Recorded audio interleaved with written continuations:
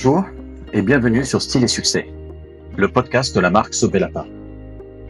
Que tu sois professionnel de la beauté, passionné de la beauté, tatoueur, coiffeur ou n'importe quel autre métier dans l'esthétique, alors ce podcast est fait pour toi. Il a pour objectif de t'offrir un maximum de valeur et un maximum de conseils et surtout de pouvoir t'aider dans le développement de ton business, que tu sois salon de tatouage, salon de coiffure, esthéticienne ou n'importe quel autre métier de la beauté. Nous avons en tout cas pour ambition de pouvoir créer un podcast par semaine, entre 30 minutes et 1 heure, dans lequel se mêlera interviews, analyse de marque, conseils personnalisés selon les questions que vous allez nous poser sur nos divers réseaux sociaux. Et puis j'espère sincèrement que cela va pouvoir vous aider, surtout que vous allez pouvoir vous démarquer dans ce marché qui est encore énorme concernant l'esthétique en France. Nous allons donc articuler ce premier podcast en 3 segments. Le premier, l'histoire de la marque, l'histoire de Sobel Paris. En gros, vous racontez notre histoire et vous expliquez comment on a eu nos premières inspirations, comment nous avons pu réaliser notre rêve qui était de créer un institut de beauté vraiment qui nous ressemble, et vous expliquez toute la philosophie de Sobel Paris.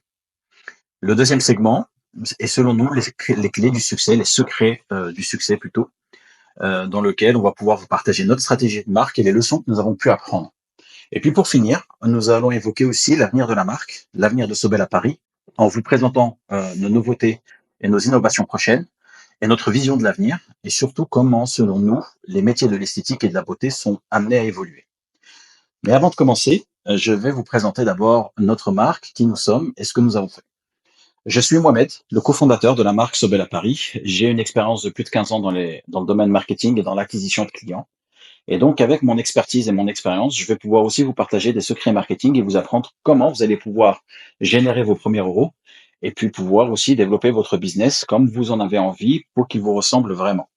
Quant à ma cofondatrice, Sonia, a une expertise de plus de 15 ans dans les métiers de la beauté et que nous recevrons la semaine prochaine dans le prochain épisode.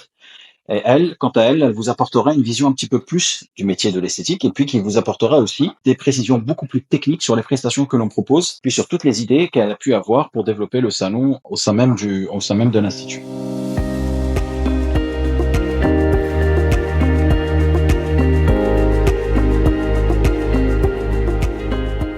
Comment nous avons créé Sobel Paris et puis quelles sont les origines de la marque? Il y a 3-4 ans avec Sonia, on s'est rendu compte qu'on avait des expertises communes. C'est-à-dire que j'étais un expert dans le domaine marketing et elle était une experte dans le domaine de la beauté. Et puis, dans nos vies antérieures, on avait déjà créé des entreprises et des salons à l'international dans d'autres pays, notamment au Maroc. Et elle avait une grosse expérience dans le domaine de l'esthétique puisque ça faisait plus de 15 ans qu'elle fait ça et qu'elle avait aussi beaucoup travaillé dans l'esthétique dans divers pays, comme en Italie, en Espagne notamment, et aussi au Maroc d'ailleurs. Et donc du coup, comme elle avait, elle, ses diplômes en esthétique, puis moi de mon côté, mon expertise en marketing, tout naturellement, on s'est liés et on a tout de suite voulu créer une entreprise qui nous ressemble et surtout une entreprise qui va permettre de mettre en place tout ce qu'on voulait dans un salon et en enlevant tout ce qu'on n'aimait pas dans les autres salons. Du coup, on a commencé à faire une analyse de marché et on s'est vite rendu compte qu'il y avait un réel besoin dans ce domaine et puis de pouvoir mettre en place nos idées, notre volonté, notre ambition pour lancer Sobel Paris. Aujourd'hui, Sobel Paris est un institut qui génère à peu près 15 000 euros par mois, ce qui n'est pas négligeable pour un institut à taille humaine, avec 4 salariés à temps plein et puis plus de 1 500 clientes par an. Ce qui fait de notre salon l'un des leaders aujourd'hui dans le domaine.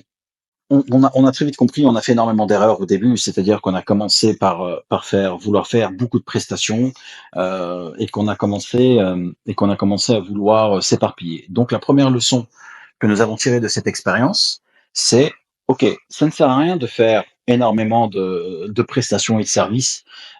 Concentrons-nous sur ce que l'on fait de bien. Pour vous donner un exemple concret, au lancement de Sobel Paris, on faisait énormément de prestations comme l'onglerie, les maquillages semi-permanents, divers soins du visage, des soins du corps, des soins amincissants, etc. Et donc on s'est vite rendu compte que faire des soins du corps, c'était peut-être pas intéressant pour nous parce que c'était pas ce qu'on avait envie de faire dès le départ. et que c'était pas pour ce type de prestation que nous avions voulu créer notre entreprise. Donc le premier conseil que je donne en général aux personnes qui sont autour de nous et qui nous demandent aujourd'hui des conseils, c'est de se concentrer sur ce qu'on sait faire.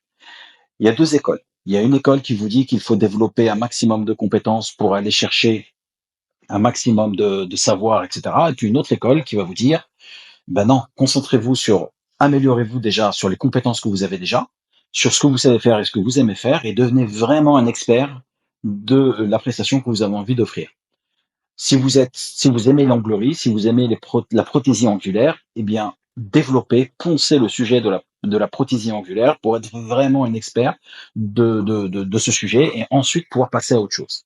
À mon sens, c'est la meilleure façon d'évoluer. Parce que lorsque vous serez reconnu comme experte de prothésie angulaire, eh bien, vous serez devant tout le monde. Et ça, c'est vraiment un conseil que je donne régulièrement pour éviter de s'éparpiller.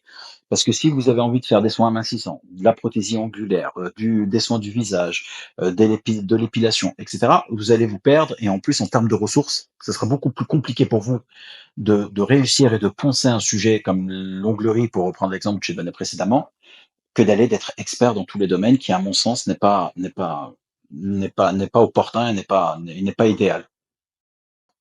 Donc on a voulu créer donc Sobella. Les origines, les inspirations, c'est de dire ok, Sobella est un institut qui est vraiment différent des autres puisqu'on met les clients au cœur de notre philosophie et au cœur de notre ADN. Et du coup, il n'y a pas une journée qui passe sans qu'on échange avec nos clientes et sans qu'on les connaisse parfaitement au point où la majorité d'entre elles sont des amis.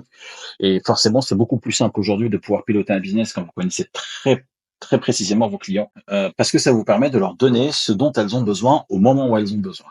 Aujourd'hui, les valeurs de la marque, la valeur de Sobella Paris, c'est d'offrir des prestations de qualité avec des produits de qualité et de toujours continuer à évoluer et à devenir expert et évoluer dans les domaines, dans les prestations que l'on connaît pour garder une satisfaction client vraiment hyper élevée.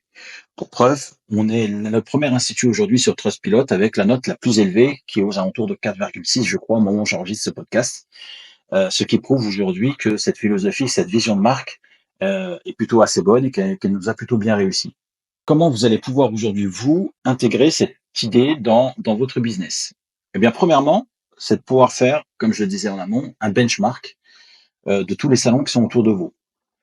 Prenez un fichier, répertoriez tous les salons qu'il y a dans votre zone de chalandise, dans votre ville ou alors dans votre région, et essayez d'identifier ce que les salons proposent et ce qu'ils doivent eux proposer pour pouvoir améliorer leur business et donc du coup vous le proposez à leur place.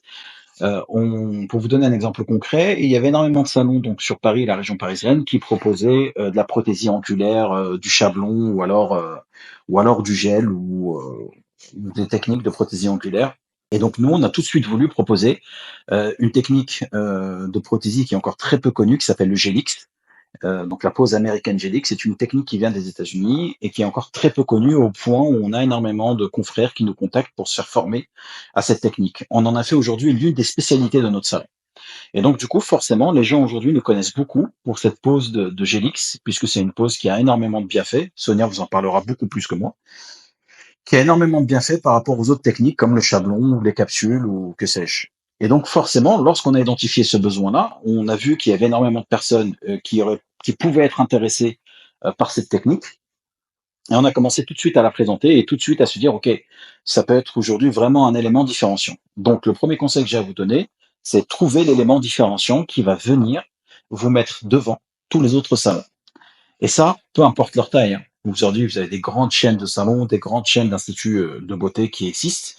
Mais si vous arrivez à définir ce facteur X, cet élément différenciant, je peux vous garantir que vous allez être dans l'esprit des gens, à force de volonté de travail, que vous allez être dans l'esprit des gens, le ou la professionnel de ce facteur différenciant.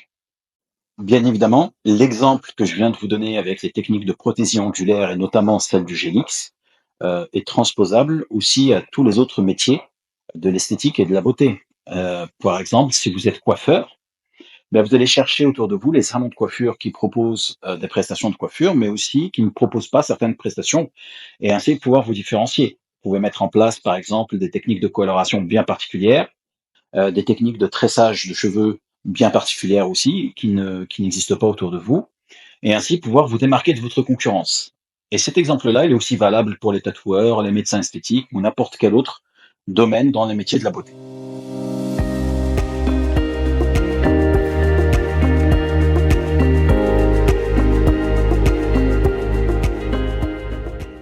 Nous allons passer maintenant au segment numéro 2 de notre podcast, celui que nous avons appelé les secrets du succès ou les clés du succès.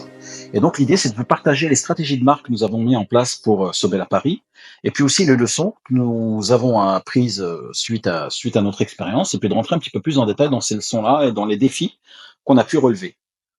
La première stratégie de marque qui est efficace et que nous utilisons toujours, c'est qu'on est vraisemblablement l'un des seuls salons en France à proposer de la prise de rendez-vous sans mettre en place de prépaiement.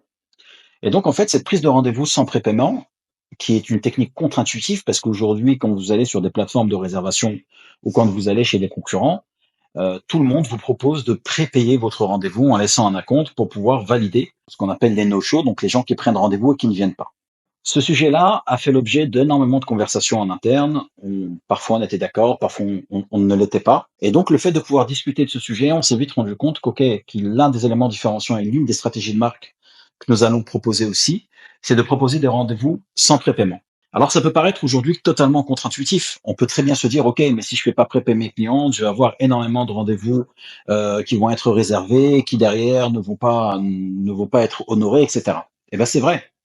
C'est vrai, vous allez avoir des rendez-vous, vous allez avoir des gens qui vont prendre rendez-vous et qui ne peuvent pas venir. Mais en réalité, ces rendez-vous-là, qui ne viennent pas, c'est pas très grave à la limite. C'est pas très grave parce que ce qu'il faut se dire, c'est que lorsque vous êtes dans un moment de croissance, lorsque vous avez un agenda qui est vide et qui commence à se remplir, bah, l'idée c'est pas de se dire ok, je vais avoir 2 rendez-vous dans la journée, mais si les 2 ne viennent pas, ça me fait une journée à zéro. Vous allez pouvoir vous poser les questions de pouvoir mettre des acomptes ou pouvoir trouver des stratégies pour engager vos clients lorsque vous aurez votre rendez-vous plein, lorsque vous aurez une liste d'attente phénoménale. Et à ce moment-là, vous pouvez vous dire, OK, c'est compliqué pour moi de pouvoir rater des rendez-vous et vous pourrez vous poser ce genre de questions. Et puis on s'est rendu compte aussi d'un autre sujet, et on s'est rendu compte d'un autre effet que cela apportait, c'est qu'aujourd'hui, les gens ont beaucoup plus tendance à vous faire confiance et à s'engager à l'oral plutôt qu'en termes financiers. Pour vous donner un exemple concret, une cliente ou un client qui prend rendez-vous, qui vous donne 50 euros d'acompte ou 20 euros d'acompte et qui ne vient pas. Vous allez avoir 2 hypothèses. La première, c'est que vous allez devoir le rembourser si jamais la cliente vous apporte une excuse valable. Je dis n'importe quoi, un Covid, une maladie, un accident, peu importe. Vous allez devoir le rembourser. Et donc, du coup, ça vous crée de la surcharge de travail en plus. Ça, c'est le premier point. Et le deuxième point, eh bien, c'est l'insatisfaction client. Plus vous allez mettre de la frustration pour acquérir vos clients, et plus la cliente risque de ne pas venir. Je préfère à titre personnel qu'une cliente me plante un rendez-vous, mais qu'elle vienne de façon régulière les fois d'après, plutôt qu'elle me plante un rendez-vous et qu'elle ne vienne plus jamais. Et donc, du coup, l'idée de se dire, OK, de pas mettre de rendez-vous, ça vous permet, d'enlever une barrière à l'entrée, une frustration à l'entrée de votre salon qui va être, eh ben, je vais être obligé de déposer un acompte pour venir. Et donc, c'est un élément, une première frustration à l'entrée qui est compliquée à gérer. Et puis, d'améliorer votre taux d'acquisition. Par exemple, sur nos campagnes de publicité, lorsqu'on fait des campagnes de publicité sur les réseaux et sur Internet, le fait de proposer des rendez-vous sans acompte, c'est bien, ça nous permet d'augmenter notre taux d'acquisition et d'augmenter le fait que l'on recrute des nouveaux clients tous les jours. Pour vous donner quelques chiffres, alors je sais que les chiffres c'est toujours chiant à gérer, mais au moins ça va vous permettre d'illustrer un peu mes propos. Aujourd'hui, sur le site de Sobel à Paris, eh bien, on a un taux de conversion qui est aux alentours des 2%, ce qui est énorme pour un site de commerce ou un site d'e-commerce comme le nôtre. C'est-à-dire qu'aujourd'hui, sur 1000 visites ou 10 000 visites par jour ou par mois, on transforme 2% de ses clients. Et ça, c'est en grande partie grâce au fait que l'on propose des rendez-vous sans prépaiement.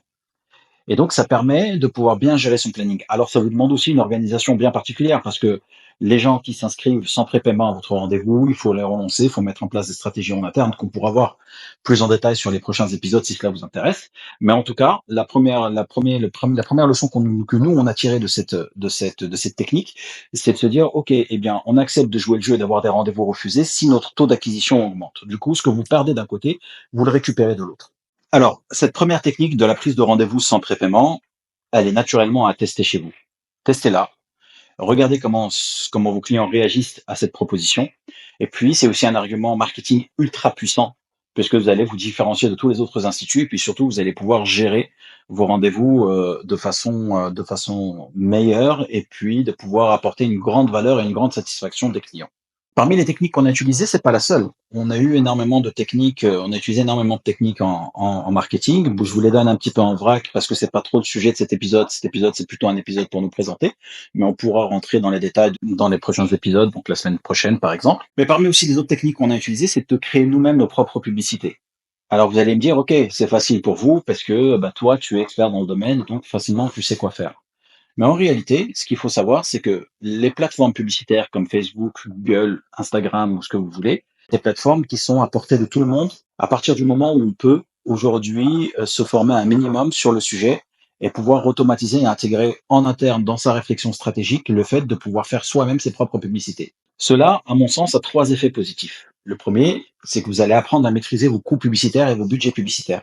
Si vous donnez vos budgets à une agence, eh bien, il va falloir payer l'agence, il va falloir payer les honoraires de l'agence, etc. Donc, votre budget peut facilement être multiplié par deux très rapidement. Le deuxième, c'est que vous allez pouvoir maîtriser aussi votre propre communication. À force de faire des publicités et de récolter le retour de ses clients, eh bien, vous allez savoir ce qui plaît chez vous, ce qui plaît chez vos clients, ce que vos clients aiment quand ils viennent vous voir, etc.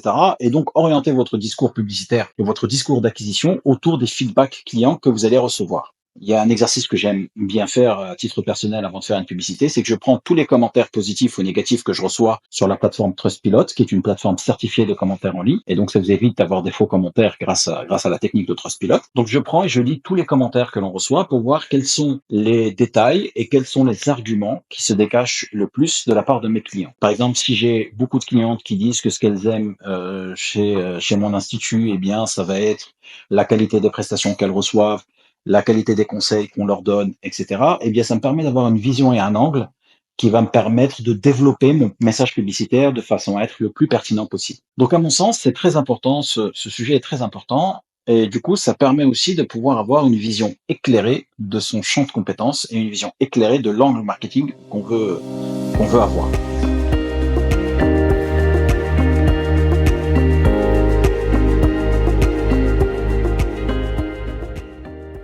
Donc, comme je le disais, le fait d'internaliser et de gérer soi-même son propre marketing, ça vous apporte, à mon sens, trois avantages positifs. Le premier, c'est que vous allez apprendre à mieux connaître vos clients, donc en lisant les commentaires positifs que vous allez recevoir et en créant de la publicité autour de ces commentaires. Ça vous permet d'avoir un recul sur la situation qui est hyper important pour vous et donc clarifier votre vision.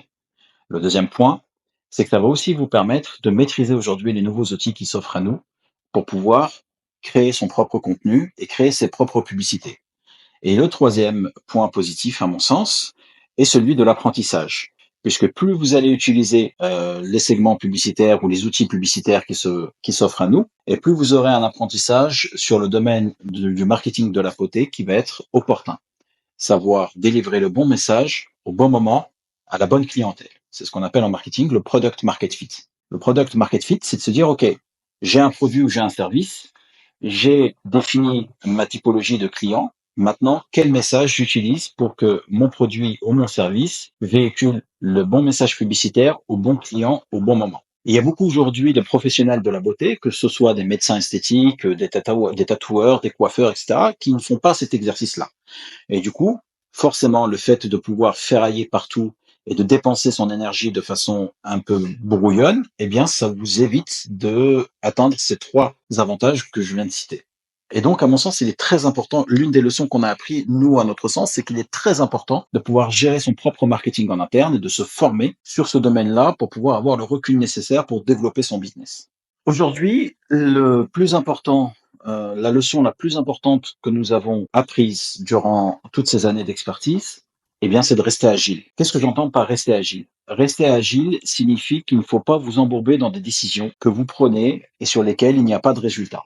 Il faut apprendre à mesurer ces décisions et à se dire, je mesure toutes les actions que je prends, je vois tous les impacts que ça a sur mon business. Exemple, vous mettez en place une nouvelle prestation ou un nouveau produit. Je vous ai fait l'explication tout à l'heure en vous disant qu'on avait lancé les produits amincissants et qu'on les avait retirés ensuite parce que après avoir mesuré l'impact de ces prestations-là, on s'est dit que c'était pas intéressant. L'idée, c'est de faire la même chose. C'est de mettre en place des techniques de mesure et d'analyse qui vont vous permettre de tirer des conclusions des prestations que vous offrez à vos clientes. Par exemple, si vous avez aujourd'hui des prestations d'onglerie, eh bien, il faut que vous sachiez parfaitement quelles prestations vous rapportent le plus de clientes, le plus d'argent, et quels sont les axes de développement que vous allez mettre en place pour cela.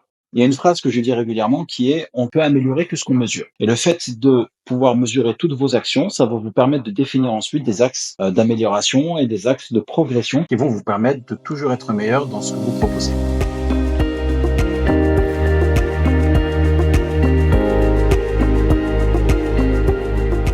Les 3 leçons que je peux vous donner à la suite de cette expérience, c'est que leçon numéro 1, créez votre propre marque et définissez votre propre marque, la valeur de votre marque, le positionnement de votre marque, etc.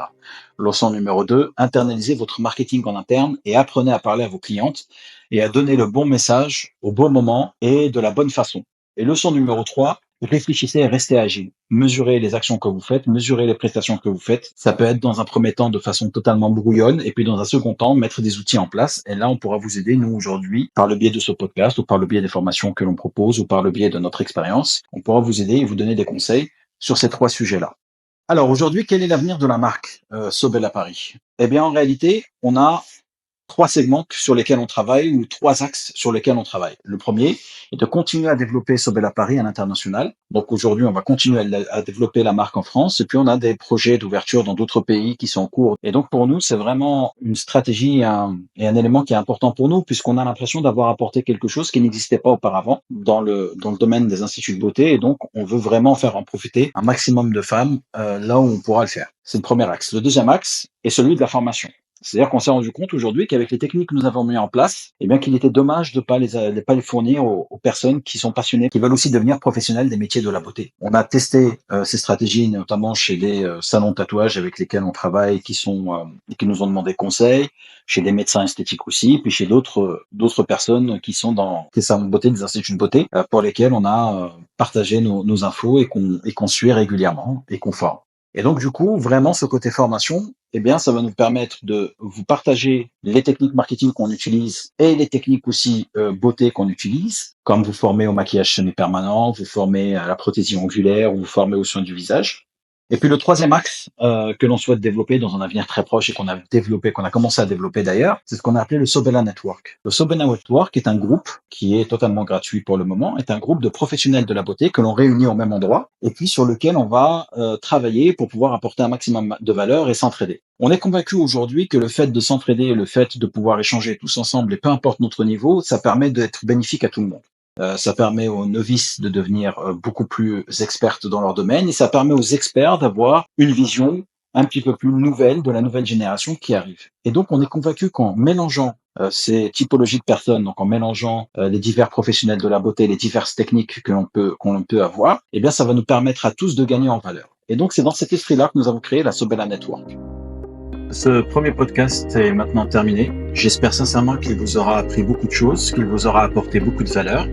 Je vous donne rendez-vous la semaine prochaine pour un nouvel épisode dans lequel on recevra Sonia, qui est la cofondatrice de Sobel à Paris. Elle partagera avec nous sa vision, nous donnera ses conseils, nous apprendra aussi comment elle en est arrivée là. Et quant à moi, je vous mets en description de cet épisode les liens que vous pourrez retrouver, qui pourront vous être utiles, notamment celui de la Sobella Network et du site Sobel à Paris. En attendant, si vous avez des questions, n'hésitez pas à nous rejoindre sur nos réseaux sociaux, notamment sur Instagram, sur lequel on est le plus actif. Donc, vous allez sur Instagram, vous tapez Sobel à Paris, vous nous retrouverez. Sur TikTok aussi. Et puis, quant à moi, je vous souhaite une excellente journée ou une excellente soirée. Et puis, je vous dis à très vite. À bientôt.